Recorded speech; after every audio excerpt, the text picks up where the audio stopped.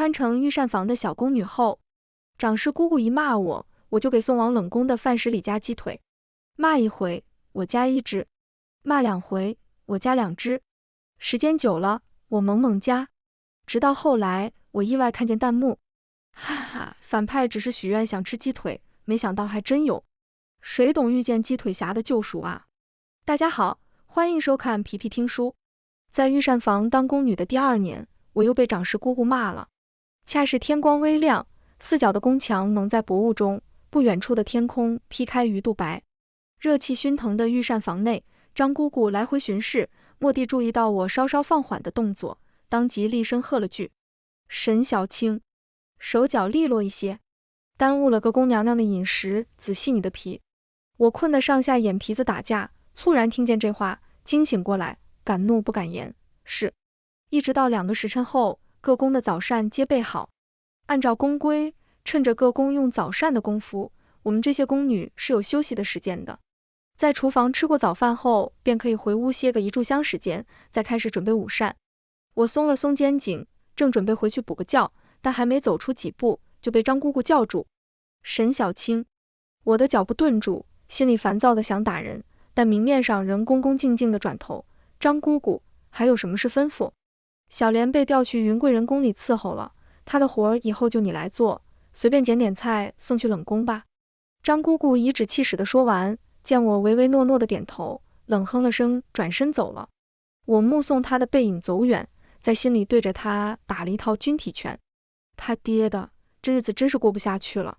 是的，我是穿来的，但很可惜，没有穿成衣来伸手饭来张口的宫妃，也没有穿成衣食无忧的贵女小姐，而是平平无奇的宫女，每天起得比鸡早，干得比狗累。和这一比，之前上过的早八简直就是小巫见大巫。我骂骂咧咧地转头回去拿食盒，原先给冷宫送饭食的人是小莲，但这不是什么好差事。河宫皆知，冷宫这地儿进去了基本就没翻身的机会。按我看宫斗剧的经验，里头大概都住着一些疯掉的妃子。我倒也没有多善心，只是想到今早挨的骂，怨气蹭蹭往上涨。环顾了一下四周，这时候厨房已经没人了。我眼珠子一转，在添饭时往里头塞了一个鸡腿，倒也不算什么报酬，只是心情不好，就想搞点事。等塞完鸡腿，又放了一大坨青菜盖在上头，表面上看着很是寒碜。等弄好，我心情舒坦了点，一路拎着去了冷宫。冷宫外有专门看守的侍卫，见到我过来，其中一个侍卫朝我走来：“小莲姑娘呢？”说着，边打开食盒瞄了眼，见里头全是青菜的盖饭，面色微变了下。之前好歹也是饭是饭，菜是菜，这堆在一起，倒像是剩下的。两人用别样的眼神扫了我一眼，我浑然没注意到，随口道：“以后都由我来送，小莲去贵人宫里当差了。”闻言，两人也没再多问，只开了一个小门，对着里面的人喊了一句：“吃饭了。”我没太在意，就在旁边等。约莫一盏茶的功夫过后，里面传来很轻的脚步声。我心里有些好奇，这冷宫的妃子长啥样？但小门太小，看不清里头的人，只能容得下食盒放进去。我也不好蹲在地上往里头瞧，见着里面的食盒被拿走，也失了兴趣，对侍卫道：“侍卫大哥们辛苦了，我就先回去了。”姑娘客气。客套寒暄了2句后，我转身就走，也就不知道在冷宫内，小小的身影在打开饭盒后，神情从麻木到意外。我没把这事儿放在心上，依旧忙忙碌碌，但有种不顺，叫做上司看你不顺。我好端端地坐在那洗菜，张姑姑见了，皱起眉骂我：“你没吃饭啊？动作那么慢，等你洗完菜天都黑了。”我的拳头一下硬了。我知道他为什么独独针对我，只因其他人都会拿月例银子孝敬他，唯独我没有。宫里每月给的银子不算多，我准备攒攒，等出了宫盘一间小铺子，娶个貌美郎君过日子呢。于是面对他话里话外的暗示，我装傻充愣，当听不见。见我不上道，张姑姑恼羞成怒，每日找我茬。我赶忙加快洗菜的动作，把水洗得哗哗乱飞。姑姑说的对，我马上洗。见状，张姑姑后退了2步，生怕被水渍溅到。见我逆来顺受，一肚子邪火无处可发，只得黑着脸走了。旁边的宫女云翠好心劝我，赶明儿你孝敬一下张姑姑，日子就不会那么难过了。我开始胡说八道，我家中有人重病，月例都寄回家了，实在拿不出钱啊。说着，我面露哀戚。听了这话，云翠悻悻地闭嘴了。我撇撇嘴，一天被骂2回，心情实在不佳。于是在午饭的食盒里又添了2个鸡腿，盖一大坨青菜。这一回冷宫守门的侍卫大哥只扫了一眼，就收回了视线。我等食盒被拿走，正欲取回早饭的盒子，弯下腰的功夫，却对上了一双漆黑的眼睛。少年约莫10来岁的模样，身量清瘦，有些面黄肌瘦，但五官却生得极好，正讶然地看着我。我沉默了下，冷宫里为什么住着小孩啊？不应该是疯掉的妃子吗？但这个不重要，无论他是什么身份，都和我没有太大关系。毕竟我只是个平平无奇的路人甲。不过出于礼貌，我冲他笑了笑，旋即提着食盒慢吞吞沿着来时路回去。耶斯，今日份任务达标。这样的日子一天天过着，我头铁地不孝敬，成日挨骂。一挨骂，我就塞鸡腿，骂1回，塞1只；骂2回，塞2只。一连3个月下来，我已经彻底疯狂，各种肉都库库往里头加。又是1日，挨完骂，我怨气满满的拎着满满当当的饭盒去冷宫。侍卫大哥连多看一眼的兴趣都没有了，随手敷衍，放进去吧。我哦了声，冲里面喊了句吃饭了。话音落下，赫连义几乎是小跑出来的。3个月下来，少年面颊上多了些肉，瞧着更好看了些。赫连义蹲在那里，双手接过我递进去的食盒，想到什么，我朝他眨眨眼。少年目光微顿，不自觉往食盒扫了一眼。我笑了下，正准备起身离开，眼前却忽然闪过发光的字幕。哈哈，反派原本只是许愿想吃鸡腿，没想到还真有。谁懂遇见鸡腿侠的救赎啊？女配的福气还在后头呢。什么反派？我怀疑自己眼花了，下意识看向门后的少年。面前容貌屹立的少年正抱着食盒，似是察觉到视线，抬头望来，漆黑的眸子亮晶晶的。看什么呢？蓦地，耳边传来侍卫大哥怀疑的声音。我猛地回过神，直起身来，胡乱敷衍，没什么，侍卫大哥们辛苦了。闻言，侍卫大哥摆了摆手，示意我可以走了。我敛下眸，转身慢悠悠地回御膳房。按照字幕说的，我是穿书了，而关在冷宫里的少年就是本书的反派。不过，这和我一个小宫女有什么关系？反派也好，男主也罢，给谁干活不是干活，等我熬到出宫年纪就好了。思罢，我将这事儿抛在脑后，仰头看了看天空，又看了看四周的宫墙，乐观地想，就当是免费逛景区了。毕竟我可没有原来的沈小青那么脆弱，挨几回骂就跳湖自尽了。好不容易再活一世，我可得好好惜命。直到停在御膳房门口，还没走进去，忽然感觉今天的气氛有些古怪。正是刚刚结束午膳的时候，换作寻常，这时候大家应该都在房间内休息，但此刻御膳房内却站着满满当当的人。我的眼皮子跳了下，总不会是我偷偷塞鸡腿的事儿被发现了吧？正胡思乱想着，一抬头就见张姑姑正站在一群人面前。听见动静，女人转过头，看见我，阴沉着脸质问：沈小青，你去干什么了？不是你叫我去送饭？我忍住想翻白眼的冲动，温吞的回：奴婢去冷宫送饭了。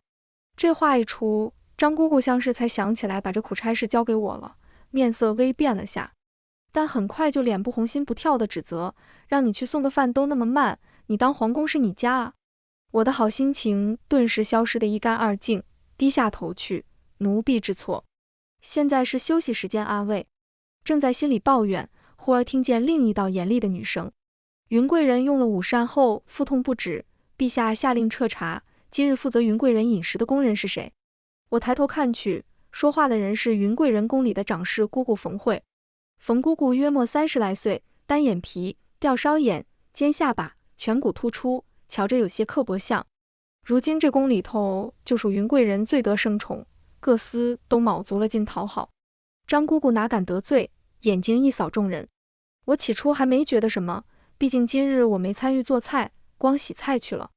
但张姑姑的视线缓缓定格在我身上，眼底闪过暗色。我预感不妙，果不其然，下一刻就听见张姑姑义正辞严地开口：“冯姑姑，今日负责云贵人饮食的是沈小青。”我的心头一震，浑身炸开鸡皮疙瘩。这可不是开玩笑的，也顾不得多想，当即看向其他人，试图解释：“不是。”目之所及，往日里与我关系还算好的宫女纷纷避开视线，默认了。见状，冯姑姑沉下脸：“来人，带走。”我不要啊！鸡腿侠要是死了，谁还给反派送好吃的？哎，宫里弱肉强食，沈小青估计要被炮灰掉了。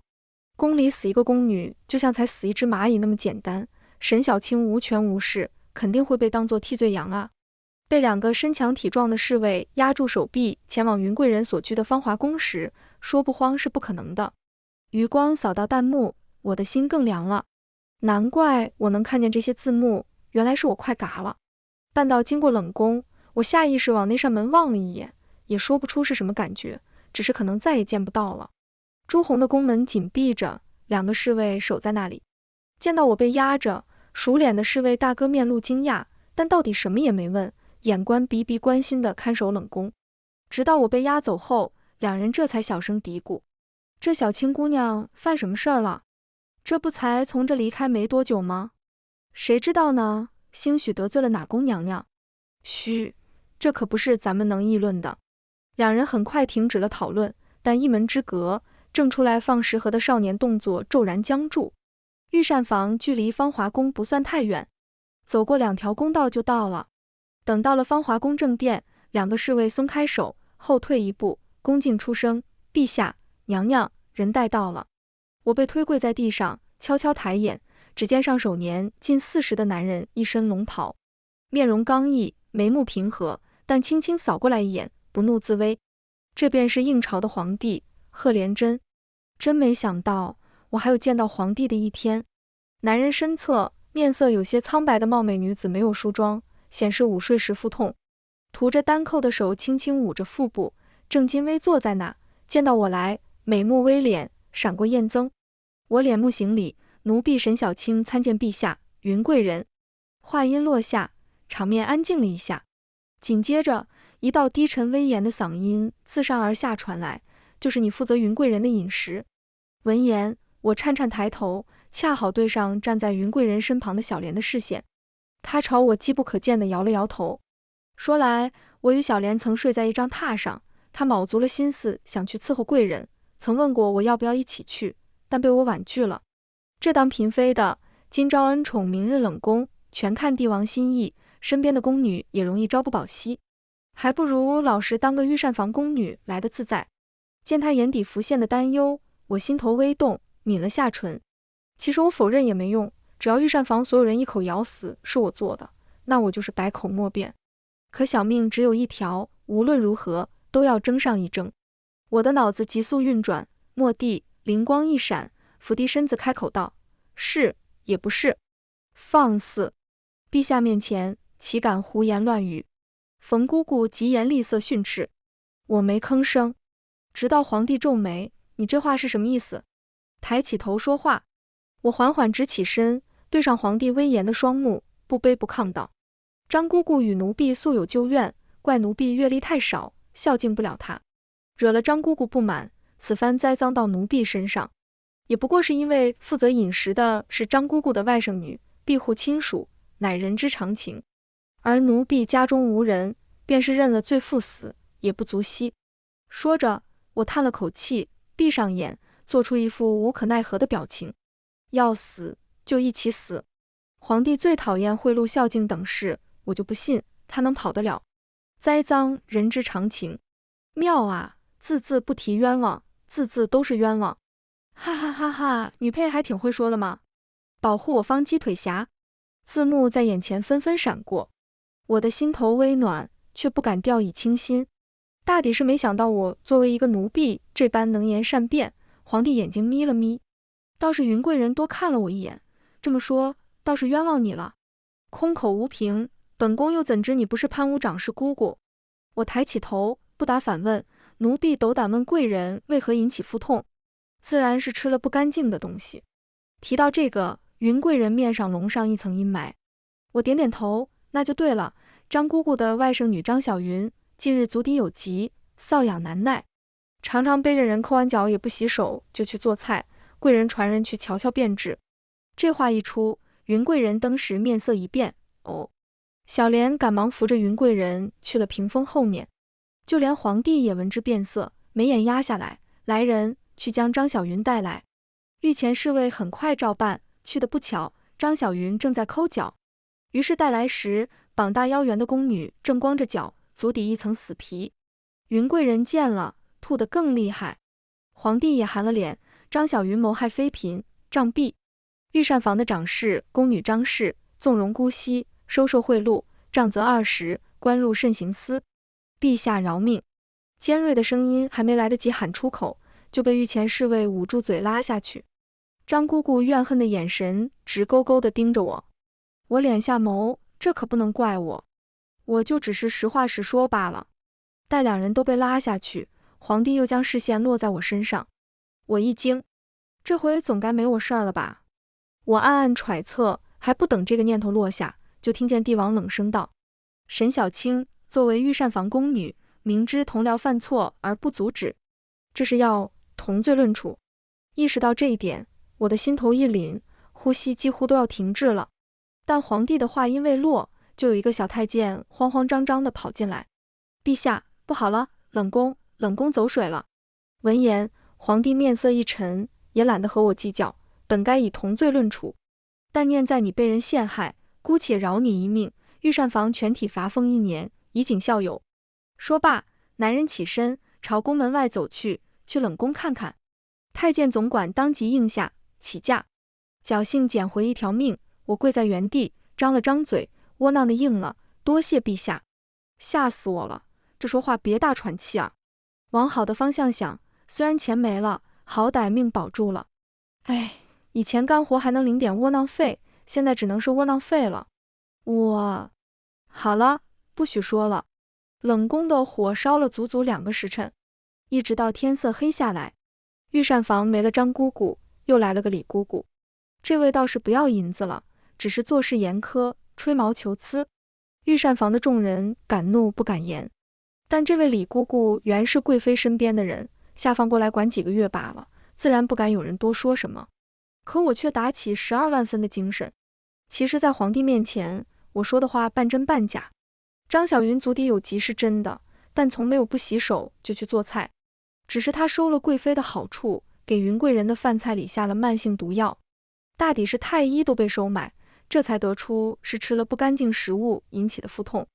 我曾瞧见过他下药，却不敢掺和，若非张姑姑把我推出去当替罪羊，这事儿充其量也就是怪在食材不新鲜上，最多是杖责罚俸。但我没把下药的事儿捅出去，所以贵妃才暂时没对我下手。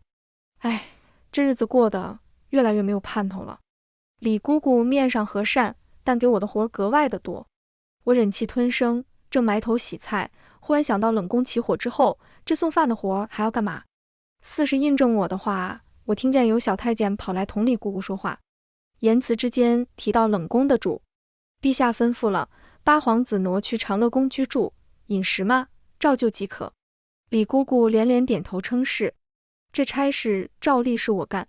我一肚子怨气，但摸不准李姑姑脾性，御膳房人又多，不敢多做手脚，老老实实送了一份菜去长乐宫。这回门外没有侍卫看守，我很轻易的就进了长乐宫。少年换了一身体面的衣衫，坐在殿内的椅子上看书。听见脚步声，赫连义抬头看来，烛火中，少年黑发竖起，手捧书卷，容色毅丽，见我愣住，他轻轻一笑：小青姐姐。我莫名有些受宠若惊，但想到今日的饭菜，无端又生出些许尴尬来。赫连义不知我所想，欢喜地过来打开食盒。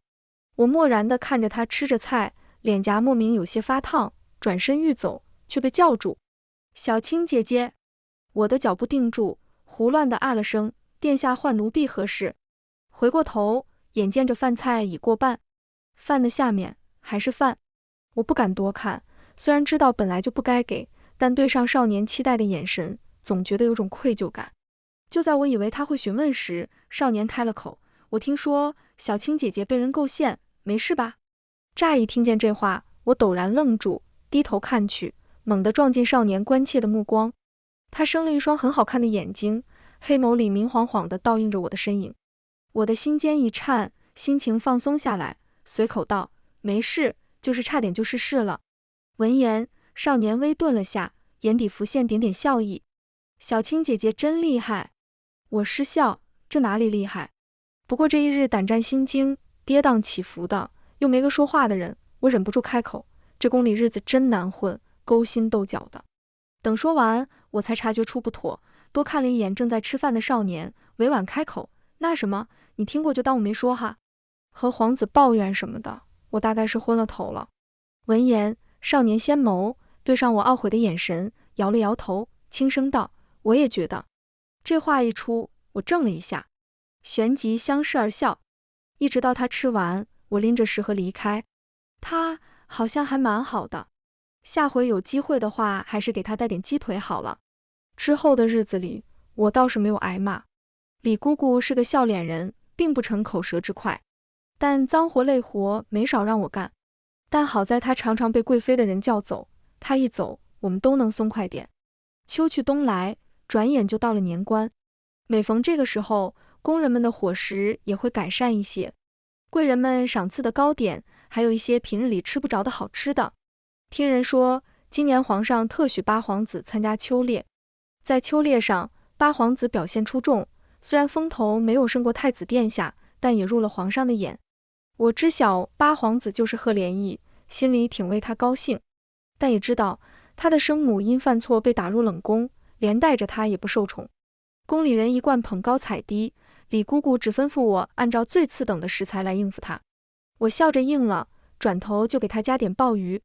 哈哈哈哈！从一开始的鸡腿到现在的鲍鱼，小青的胆子越来越大了。谁被压榨，心里都不爽。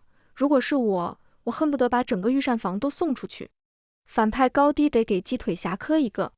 字幕在眼前闪过，我没太在意。不过他们说的倒是真的。时日久了，和赫连义的关系也近了起来。每每我去，他总是欢喜地迎我，唤一声小青姐姐。其实我也就比他大个3、4岁罢了，不过还挺受用就是了。一日夜里，等送完饭，我心情颇好地回御膳房。路过御花园，我下意识驻足观赏。冬日的梅花开得格外香，我深深呼吸了一下，入鼻尽是冷香。前朝正在举办宴席，丝竹声不绝于耳，倒衬得此处格外幽静。我放下食盒，拈起一朵梅花，还不等我细看，身后忽然传来一声轻问：“哪来的宫女？好大的胆子，竟敢摘御花园里的梅花！”猝不及防听见声音，我吓了一跳，指尖用力，还真把梅花薅了下来。偏过头去，只见一身锦袍的青年正立在不远处。青年眉目如画，置身于一片雪地红梅里，身披墨色大氅，青丝垂落，如画中走出来的贵公子。啊，这就是男主。太子殿下也太好看了吧！小青莫怕，太子殿下不会无缘无故打杀人的。这脸也太绝了，是一秒爱上的程度啊！我看得出了神，这脸确实好看，不愧是男主啊！正沉浸在自己的思绪里，太子已然走到跟前：“你是哪个宫的？”温润的嗓音敲在耳畔，我倏地回神，直面美颜暴击。我下意识想后退，却一脚踩上石头，身子不稳，本能地揪住了太子的衣袖。从外人视角看来，像是投怀送抱。太子被我揪住衣袖，也不恼，甚至想伸手扶我一把，但我猛地站直身子，避开了他的手。太子殿下恕罪，奴婢不是故意的。男主是女主的，我懂。见状，太子殿下眉梢微挑，像是有些意外，但很快就轻笑起来：“你这宫女倒是有趣。”我不有趣，我有病。大半夜赏什么梅花？回去躺着睡觉不香吗？我暗暗骂了一句自己，却没注意到不远处一道削瘦的身影立在阴影里，盯着这边的场景，眸光晦暗下来。翌日便是大年初一，各宫事务繁琐，御膳房忙得人仰马翻。我连轴转地忙了好几日，连去长乐宫送饭也是匆匆来回，更别提加餐了。贺连义倒是也没提，懂事的只垂下眸吃饭。只是在我要走时，忽然开口：“小青姐姐，你是不是喜？”后面的话他没说完。我回过头问他：“什么？”他笑着摇头：“没什么，今日天冷，你多注意身体。”我没多想，应了下来。等年节过去，御膳房又恢复了平静，好容易闲下来。我想到长乐宫里的贺连义，心随念转，给他的食盒里加了一堆好东西，想来他定会开心。但东西才准备好，还不等我出门，就被李姑姑拦住了。等等，我的脚步顿住，心脏猛地跳得快了些。早不叫我，晚不叫我，偏偏这时候叫我做什么？但明面上我依旧唯唯诺诺地回头询问道：“李姑姑可有什么吩咐？”闻言，李姑姑只冷冷扫了我一眼，下一刻手中的食盒就被夺走，食盒的盖子被打开。我一开始还能淡定，但没想到李姑姑瞥了一眼后，径直拿双筷子把米饭戳开。在看到露出来的海参鲍鱼后，我浑身的血液一凉。我都不敢看了。这嬷嬷干嘛那么多事？鸡腿侠，喂！我麻木地站在原地，几乎反应不过来。对面，李姑姑像是早有预料，冷笑了声：“好啊，你身为宫女，竟敢私通冷宫皇子！私通皇子？”那么大衣顶帽子扣下来，我下意识反驳：“李姑姑，我没有。”话音堪堪落下的瞬间，啪的一声，我的脸被打到另一边去，火辣辣的疼，口腔内弥漫出血腥气。面前，李姑姑眼底浮现蔑视，还敢狡辩？我就知道你这个贱蹄子不安分，还不跪下！我的指尖掐入掌心，勉强自己保持镇定。可宫里的份额都是有规定的，这一回就算我舌灿莲花，怕是也难逃一死。我脸色发白，缓缓跪下去，膝盖接触到冰冷地面，但我却浑然不觉。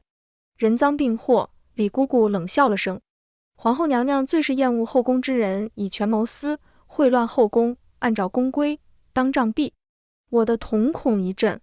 作为长氏姑姑，打杀一两个犯了错的小宫女算不得什么。来人！一声令下，有两个太监登时搬了板凳上前，作势要来抓我。我急得脑门冒汗，下意识想要挣扎，但哪里比得过两个太监的力道，其中一人还狠狠踢了一脚我的腿。我疼得皱眉，但还是被压在了板凳上。眼见着板子朝着我脊背落下，我猛地闭上眼。千钧一发时刻，门外忽然传来一道冷冽的嗓音：“放肆！”板子悬在半空，破空而来的风卷起我的发丝，我紧张的几乎要晕厥过去。这一板子落下，我怕是要立马归西。明明是寒冬腊月，但我的额上布满了细汗，顺着额角流下。我回头去看，就见贺连义迈步走进来。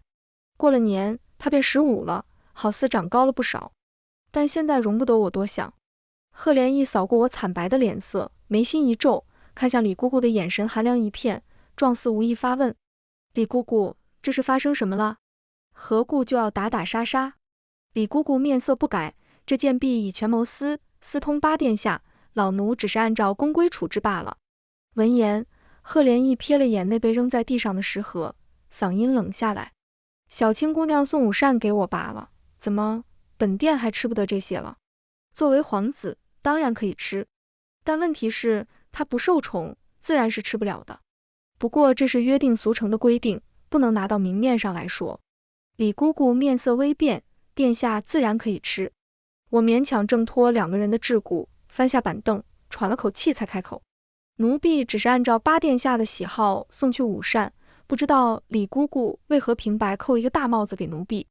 之前我是送鸡腿了，但之前又没被抓住。现在贺连义已经出了冷宫，那自然就是正儿八经的主子。作为奴婢，按照主子喜好送点吃食，不是很合理吗？”我脑子反应得快，立马甩锅给贺连义。闻言，贺连义的嘴角微抽，看向我的眼里却浮现赞赏，面上却一本正经道：“小青姑娘确实很得本殿心意，不如这样，之后就去长乐宫伺候吧。”李姑姑有心想拒绝，可皇子要一个宫女，轻而易举。我跟着贺连义走出御膳房的时候，悬在喉咙口的心终于放回肚子里，就连字幕也松了口气。吓死我了，刚刚都不敢看，生怕血溅我一脸。还好反派来得及时，不然就惨了。也得是女配反应的快，要是我，估计话都说不出来。我看到字幕，沉默了下。生死关头，人的潜能是无限的。回长乐宫的路上，我瞥了眼一旁的少年，低声道：“多谢啊。”虽然不知道他为什么会过来，但来得实在及时，不然我就真嘎了。料想应该是李姑姑早就盯上了我，只是平日里她不是被叫走，就是我老实的没动手脚，一时抓不住我的把柄。今日也是倒霉，被他抓了个正着。但常言道，常在河边走，哪有不湿鞋的？如今我脱离了御膳房，也不用再受气，心情好了不少。该说谢的人应当是我。少年的脚步顿住，回头看我，一双黑亮的眼睛里涌上复杂情绪。你都是为了我？这倒也不是，只是对上那双愧疚的眼睛时，到嘴的话忽然说不出来了。有那么一刻，我觉得无论他是不是反派，都值得一个人对他好。见我不说话，贺连义直视着我，嗓音认真：“小青姐姐，你别怕，等到了长乐宫，我会保护你的。”我回过神来，心头微暖，莞尔一笑：“好。”我本以为长乐宫里没有其他宫人，但没想到有好几个宫女太监在扫地。短短1个时辰功夫，我摇身一变成了这里的掌事宫女，负责贺连义的所有事务。起初我还喜滋滋的，但后来我才发现这些工人做事都不怎么上心。于是我拿着一份月历，干着好几份活。后知后觉反应过来，感觉自己有点吃亏。贺连义像是察觉出来，在我闷闷不乐蹲门口数蚂蚁时，变戏法似的给我变出一只珠钗。那小青姐姐喜欢吗？珠钗是蝴蝶样的，挂着流苏，精致又漂亮。我眼前一亮，接过来，好看。不过我很快反应过来，你哪里来的？自然是特意去买的。父皇如今虽然不看重我，月历也被媚了不少，但还是有剩下的。贺连义笑着解释完，将珠钗戴在我发间。我耳尖发烫，心中觉得怪异，别过头去。只是啊。贺连义状似低落。我回头去看，就见贺连义低下头，当即表忠心，谢谢殿下。贺连义，哈哈哈哈，媚眼抛给瞎子看。旁人心花怒放，小青见钱眼开。反派恨铁不成钢的表情，好好笑啊，哈哈哈哈。我看到弹幕，但没放在心上。贺连义怎么可能会喜欢我一个小宫女呢？在长乐宫的日子乏味，但还算安稳。一晃3年过去，我盘算着出宫时日，今年22了，还差3年就可以走了。贺连义早出晚归，不知在忙什么。伴随着年岁渐长，他开始在朝廷上显露头角，入了大理寺，端了好几个贪官的家，颇得陛下信任。人人都道八皇子看似平和，实则手段狠厉。我倒是不意外，毕竟是反派嘛。但他都这么有权有势了，我是不是可以借机提出公益事？兴许他还会给我一大笔银子呢。想到这，我顿觉很有希望。于是当晚，贺连义回来时，我特意去御膳房捞了一堆好吃的回来，笑眯眯地看着他：“殿下回来了，用膳吧。”3年过去，原先稚嫩的少年褪去了青涩，身量颀长，眉眼锐利了许多。见状，男人眸光微动了下，但不动声色。今日怎么那么高兴？我给他倒了杯酒。没有啊，这不和平时一样吗？闻言，贺连义抿了下唇，没再多说，只是也给我倒了一杯。你也喝。我哦了声，压着激动的心情，喝了一杯。入口的酒液甜甜的，是果酒。我之前偷偷尝过一点，但不敢多喝。如今觉着好喝，不知不觉多喝了好几杯。到后面，我晃了晃脑袋，感觉有些晕乎，不过还没忘了正事。殿下，我有一件事和你说。什么事？贺连义淡淡放下酒杯，瞧着脸颊红润的我，眸光微暗。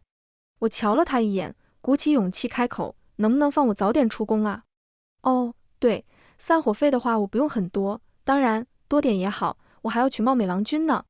头脑发晕，我的话也开始变得语无伦次起来。贺连义捏着筷子的手一紧。没有得到回答，我睁着朦胧的眼看他，殿下，你怎么不说话啊？男人扯了扯唇角，忽而口吻软下来，带着蛊惑，小青，留在宫里不好吗？我耿直摇头，不好，一点都不好。脑袋悬在裤腰带上，一不小心就要掉脑袋。而且我还没忘呢，我跟着的是反派，下场可不怎么样。还是趁着他得意的时候跑路，也算不得我忘恩负义。虽然早就打定了主意，可真的说出口了，心里却莫名有些怅然。定是喝酒喝多了，烧心。眼前开始迷迷糊糊出现字幕，反派筷子都要捏断了，宝你可别摇头了。那个，其实反派也挺貌美的哈，还不用钱就能娶哦。楼上你的算盘子珠子崩我脸上了，不过我也想看，哈哈哈。我醉得七荤八素的，都不知道是怎么回的自己房间。等翌日醒来时，忽然察觉到有一只手横在腰间，一个机灵，登时坐起身来。好在衣裳是完整的，我松了口气，偏头去看，贺连义还在睡着，眼睫如蝴蝶翅膀轻颤着，鼻梁挺拔，嘴唇嫣红。有那么一瞬间，我竟然期待昨晚发生点什么，毕竟这么好的我出了宫之后可吃不上。但很快我就把这个危险的念头抛出脑海，蹑手蹑脚的想要下榻。可还不等我挪出去，腰间忽然传来一阵力道，将我拽了回去。跌倒的刹那，上手迎上一双灰暗的眸子。我咽了咽口水，殿下你。他像是还没睡醒，小青姐姐，你要去哪？别问我要去哪，咱俩就不该躺在一块。我扯了扯唇，刚要开口，却被打断。昨晚小青姐姐说要娶我，我左思右想，决定答应你。啥玩意儿？我记得我说的是娶貌美郎君。面前青年耳尖泛红，双眼清明，直勾勾地盯着我。不可否认，她长得确实貌美。见我不说话，贺连义眼皮垂落。如今我们已有了肌肤之亲，小青姐姐难不成要始乱终弃？听他胡言乱语，我下意识反驳，这算哪门子肌肤之亲？不就盖了同一床被子吗？原来这样还不算吗？那如何才能算？姐姐教教我。贺连义像是就等着这话，说罢低头凑近我，距离一下拉近，鼻尖碰到鼻尖，嘴唇仅差毫厘。有什么滚烫的物件抵着我的腿？我的头顶仿佛要冒出热气，伸手推他，你不答应就算了。话音落下，双手被握住，摁在头顶。我一怔，还来不及反应过来，唇瓣就被吻住了。贺连义，我想喊他，但一开口，却反叫男人得了机会，攻城略地。衣衫落地，纱帘晃动。意乱情迷时，我还在想，出宫的事儿怕是泡汤了。一直折腾到午后，贺连义才神清气爽地起床。我累得手指头都不想动，面无表情地仰视着头顶的纱帘。这下真要完蛋了，和反派在一条船上，这不等于头顶悬着一把剑，不知何时就会落下来。我在心里深深地叹了口气，可一抬眼对上男人温柔的目光时，又败下阵来。算了，早死晚死都得死，还不如轰轰烈烈地活一场。再说了，我孤身一人在这世间，出了宫也未必就过得很好。这个念头落下，我放松下来，头一歪，又昏睡过去。原本还有些紧张的贺连义酝酿了半晌说辞，好容易想好了。低头一看，对上我熟睡的面庞，到嘴的话卡住了。半晌，他的唇角往上翘了翘，眼底尽是柔色。后来的日子里，我时常留意太子的举动。太子身为男主，有容人雅量，却也容不得兄弟夺权。如今立场不同，我好歹得帮着贺连义。贺连义也不知从哪得知的消息，吃醋地问我是不是喜欢太子。我瞪圆了眼睛，哪有的事。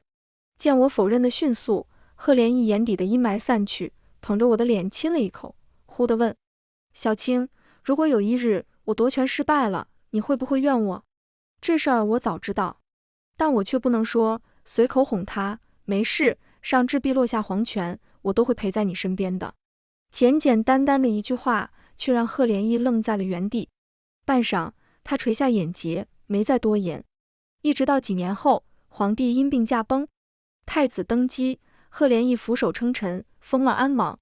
得知消息，我内心震撼，这合理吗？我都做好了要被嘎的准备了。赫连一回府时，我还有些回不过神，见我这傻样，男人轻笑了声，捏了捏我的脸颊，收拾一下东西，过几日我们就去封地了。安王妃，安王妃三个字入耳，我惊醒过来，不敢置信地看着他。可再多的疑问也不好诉之于口，毕竟这是好事儿。这剧情怎么变得不一样了？反派怎么不夺权了？其实这样也好，太子当皇帝蛮好的。在原著里，反派终其一生争过抢过，得到过泼天的权势，也失去了，到头来什么都没得到。如今这样退一步，反而应有尽有。我看到字幕，多看了一眼面前的人，将疑惑咽进肚子里，上前一把抱住他，温声道：“好。”猝不及防被抱住，赫连义愣了片刻，半晌紧紧拥住我，敛下眼底的情绪。他重生数次，皆不认命，手染鲜血，算计人心，争得头破血流，落得个不得善终。其实争到最后，他自己都不明白到底在争什么。或许这个世界就是不眷顾他的，一次次戏弄他，看他挣扎如跳梁小丑。直到他的出现，他忽然觉得好像权势也没有那么有意思。往后余生，他只想与他安稳地过日子。全文完，皮皮听书，感谢您的观看，每天上新精彩小说，喜欢就订阅吧。